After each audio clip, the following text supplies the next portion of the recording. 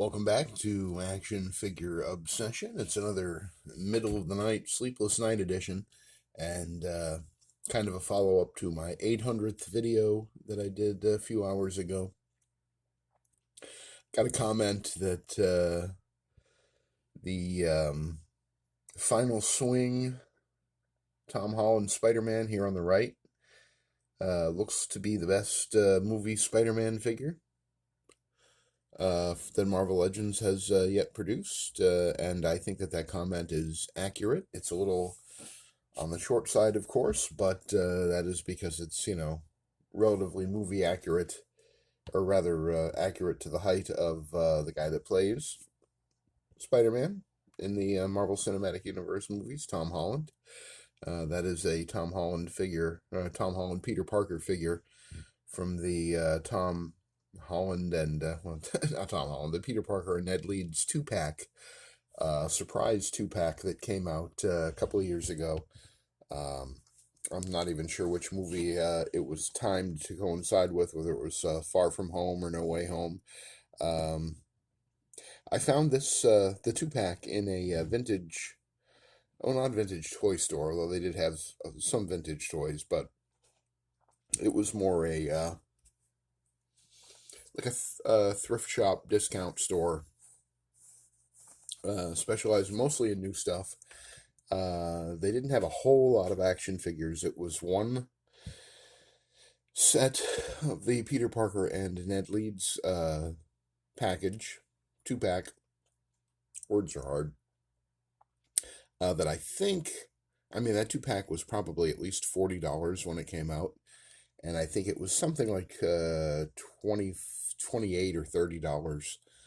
It was cheap enough that I picked it up, and not so much, I've enjoyed each of the Tom Holland Spider-Man movies, but he's not really my Peter Parker. I am, and he does a fine job. He really does, and when he's on screen, I don't mind him, and I enjoyed his participation in the Avengers movies and all that stuff. You know, my Peter Parker, to me, having grown up reading his comics in the 70s, Amazing Spider-Man, Spectacular Spider-Man, Marvel Team Up, all the different Spider-Man titles in the 70s and 80s.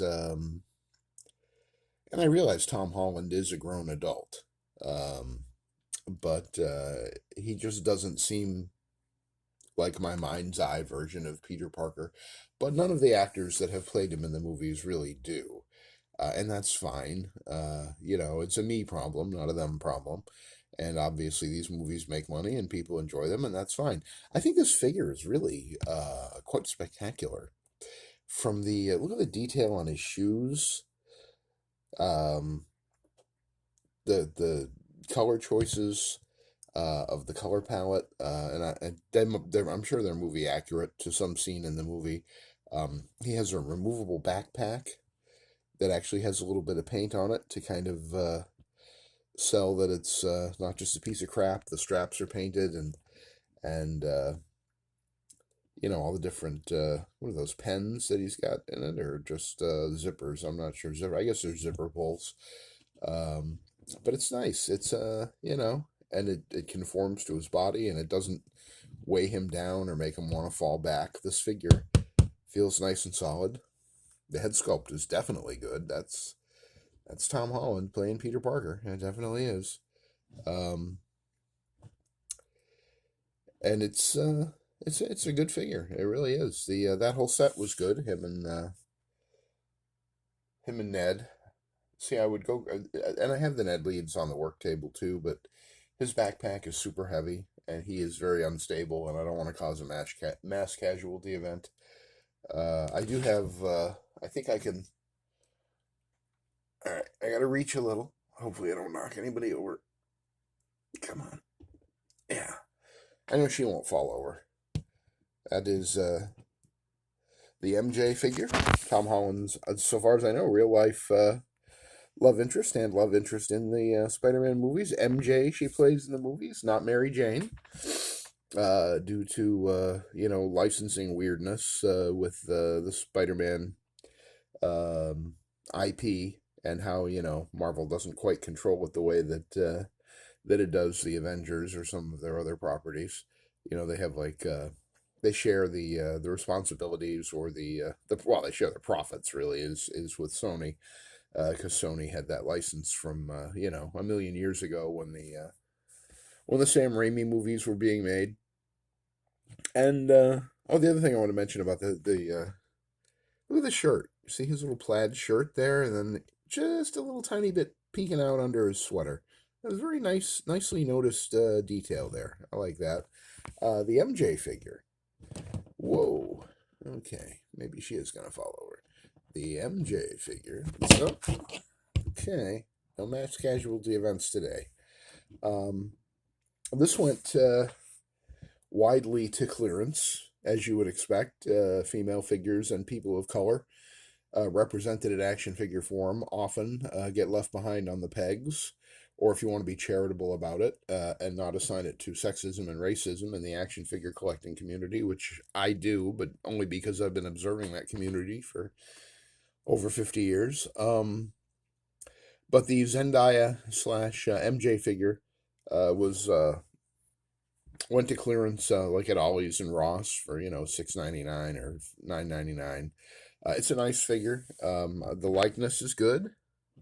I see it. I see Zendaya in there, and it's a good representation of her MJ in the Spider-Man movies, and they look good together. Aren't they a cute couple? They look good together. Oh boy, I said you weren't gonna fall over. I mean, is it too much to ask? Okay, I gotta be more gentle, I guess. Gotta be more gentle. Um, the comment on that Spider-Man video that I did mentioned that Tobey Maguire was the best Spider-Man. So I just wanted to put these guys off to the side here a little.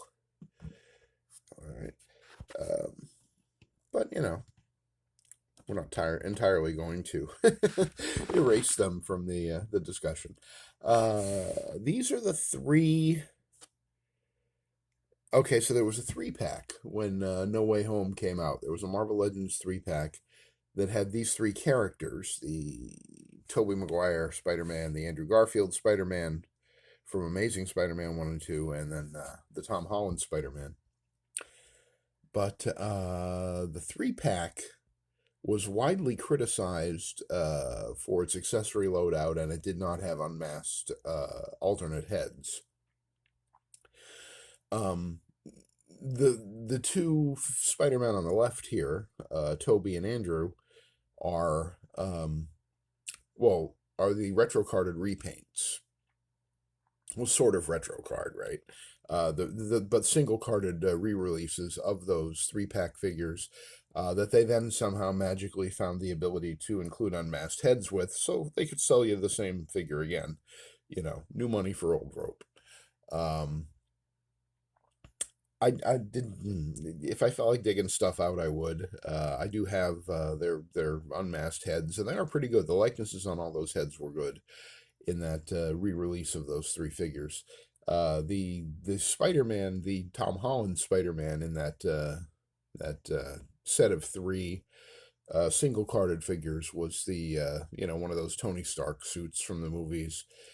Oh God. This is why I chose to highlight the final swing suit Spider-Man from No Way Home when I did that 800th video a few hours ago, because honestly, again, nothing against Tom Holland or Zendaya for that matter, but all of those MCU Spider-Man costumes / suits of armor from Tony Stark, that whole thing is just, again, that's not Spider-Man. It's it's a alternate universe spin on Spider-Man, but it's not the real 616 comic book Spider-Man. And the final swing Spider-Man costume, which is called that, spoilers for Spider-Man No Way Home, this far right final swing Spider-Man is called that because it's the final scene in No Way Home where we finally see him in a costume for the first time in, a decade plus of Tom Holland Spider-Man movies. It's the first time we see him in a real Spider-Man costume and not a Stark Tech Spider-Man costume or a homemade suit Spider-Man costume or some kind of that weird screwed up reversed color that from the was that from No Way Home or was that from the one before that? I can't even remember. I can't even remember, and I've seen them all, but yeah. So when I have a lineup of my movie Spider-Mans, I don't want one of those stupid. Did I say stupid? I don't want one of those previous Tom Holland costumes. The Stark Tech armored look, or whatever the different names for the suits are. I mean, it's all just to sell action figures, and the only action figure that I ever wanted of Tom Holland's Spider-Man is this one right here.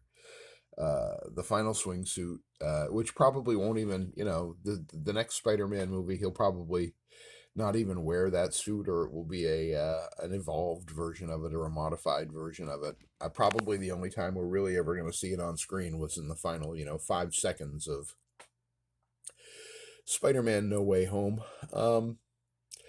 The uh, the Tobey Maguire figure was widely derided, criticized for not being accurate. I can't really speak too much to that. I mean, to me, it kind of captures the gestalt of uh, of the Sam Raimi Spider-Man movies. At the same time, you know, I could see where maybe there's things that could be different, but I think the mask is kind of the Tobey Maguire look, and I love the fact that for a change they actually did sculpt the web lines on him and then paint them. I think all three of these are sculpted and painted web lines, which is unusual for Hasbro, even for movie figures. They usually, cut the budget wherever they can. But that's one area in which they didn't cut it, and I'm thankful for that. I like having these, three little movie figures. I mean, if I had to get rid of the bottom three Spider-Men in my Spider-Man action figure collection, I'm certainly not going to get rid of Spider-Punk or Spider-Man Noir, the comic versions for these movie guys. But these certainly have their appeal. The one in the center is the Andrew Garfield Amazing Spider-Man. And this is actually, I mean, and you have to remember this is the single-carded re-release. Not the one from the 3-pack, although it is the same body mold. I think there's some difference in the color scheme. I think it might be a little darker. I'm not 100% sure. There just was a re-release of this, so a third release of this Andrew Garfield Spider-Man, which seems to be the most popular design. Maybe because it's the closest to a traditional Spider-Man, other than the final swing suit. And I don't know if that's because people buy it to just be their Spider-Man in their collection. Not sure height-wise. Well, that's not a good example. He's on a stand. I was just going to say height-wise. Well, actually, height-wise, Andrew Garfield's Spider-Man is about the same as the average Marvel Legend. This is a Sunfire body mold Deadpool, and he's pretty average height-wise. And also a confirmed bachelor from Earth 669, as you may be aware. Where was I? Oh, yes. I mean, if you only could have one Spider-Man, and this is the only one you could have, you could fudge that for a comic book Spider-Man in your collection, I think. Color-wise, it's kind of reminiscent of the 2020 Wave 1 Retro Spider-Man, I would say. Maybe the blue is a little darker, but it's not bad. And it was just re-released for a third time, or released for a third time, this body mold, the Andrew Garfield one in the center here, with a lighter color scheme, a lighter, more comic booky blue and red, in the Evergreen line. I have not seen that, but I haven't been toy hunting in Target for a while. I probably would, although I think there was maybe some QC issues or problems with the engineering, even though it's a re-release. I seem to remember hearing something about that in the reviews. I don't generally watch reviews of figures that I don't have yet because, it makes me sad if I can't afford it or can't find it. But I do like watching reviews once I have it, or even if it's just in the mail, so I kind of know what to be, what to be on the lookout for and what to be prepared for, and to kind of get myself excited about my new toy that's coming in the mail. It's a weird action figure obsession thing. I think I don't watch every single review of every figure, even with the reviewers that I adore, like Robo Don't Know, or Anthony's Customs, or some of the other guys. And it is all guys. There have been a couple of women action figure reviewers over the years that I have watched, but they seem to have retired after a while. I don't know if they got a bunch of shit from people for daring to have an opinion, or what the issue was, but at the moment, I think all my favorite action figure reviewers are male. Of course, you know, the vast majority of figures that I'm interested in are also male, the superhero figures. I mean, and I'm pretty equal opportunity, probably compared to some collectors. I just like to have a good representation of the comic book properties that I like. So with Avengers, you got to have your Scarlet Witch and your Black Widow, and everybody else. I don't know. It's just nice to have a complete team, and I know that there are some collectors who don't look at it that way, and they just want a complete male-dominated team. The Sausage Party collection, that certainly is a thing, but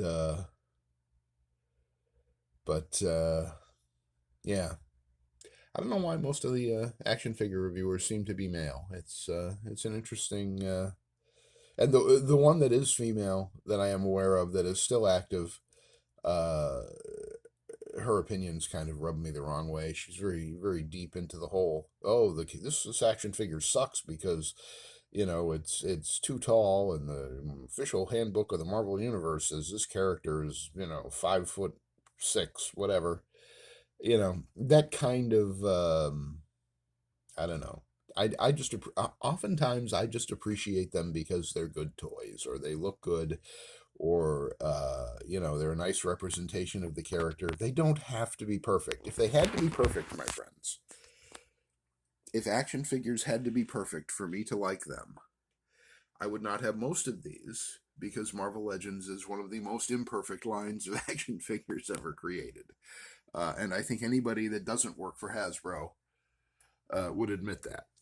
It's not a perfect line by any stretch of the imagination, but I also do not expect them to kowtow to statistics that were written off the top of somebody's head, guesses or best estimates in a comic book encyclopedia that was published 40 years ago. It's just silly. This is silly, folks. So yeah, I don't watch her because her reviews annoy me.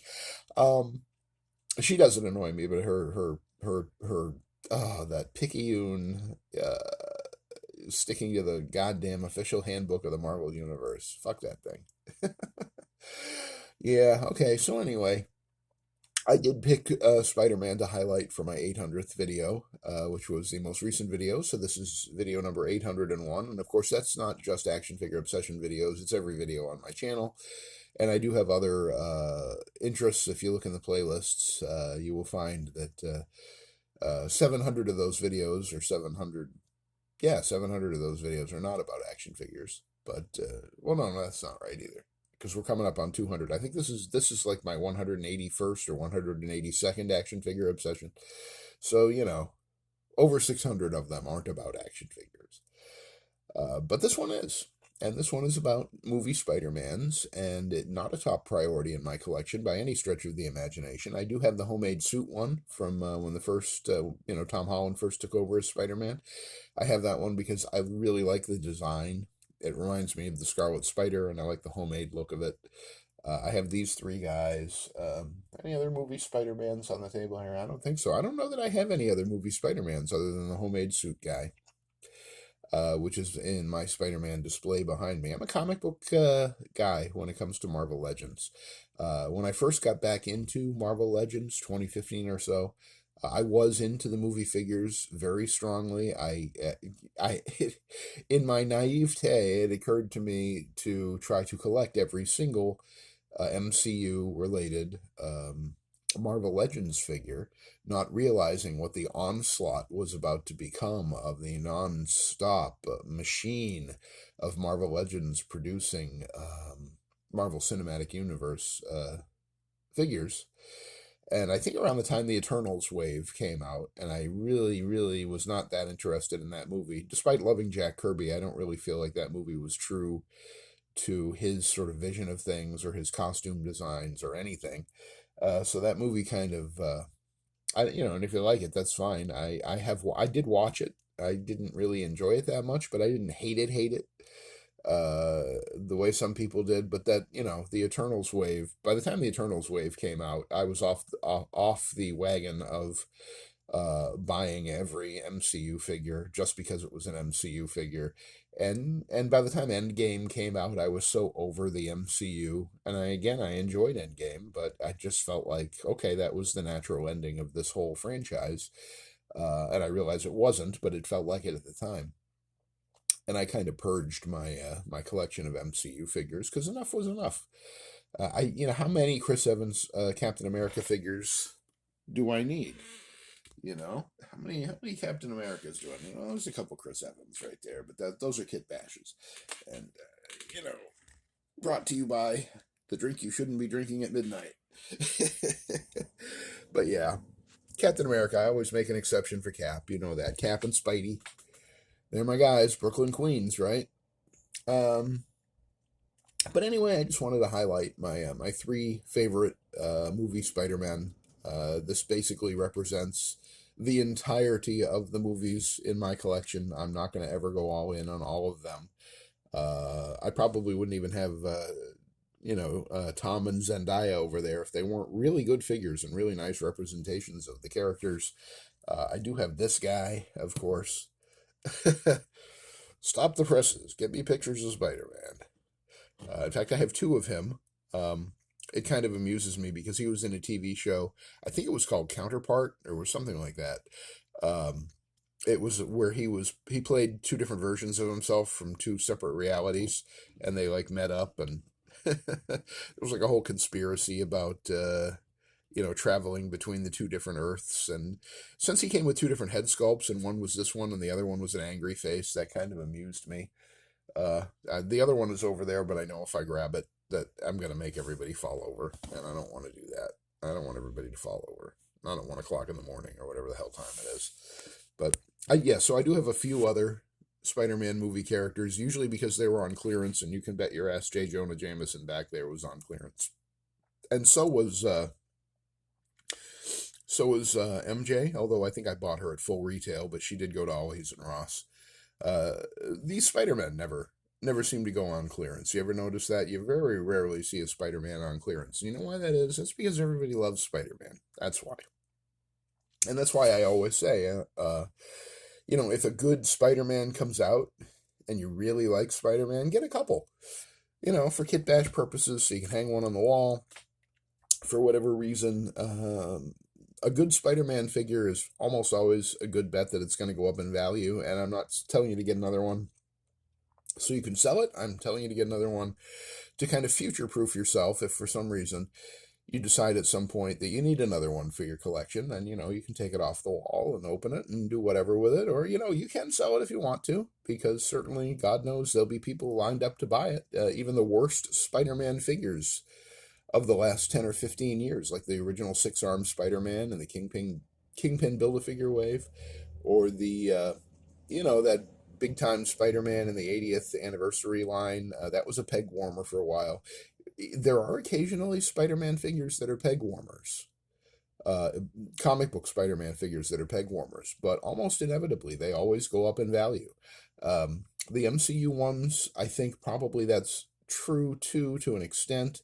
Although, like with the Evergreen line, you supposedly Hasbro's always going to make those figures available at Target and Walmart. And you should always be able to buy a decent Spider-Man. Whether it's a movie Spider-Man, I think you should always be able to buy a decent comic book Spider-Man. It would be nice if there was a Renew Your Vows Evergreen figure, or a Maximum Spider-Man Evergreen figure, or a 2020 Retro would be the perfect evergreen figure because it's the best representation, in my opinion, of Spider-Man in Marvel Legends form that we've had to date, or at least of that, certain era of, late 60s to late 80s Spider-Man, which is the biggest chunk, certainly, of my Spider-Man reading experience.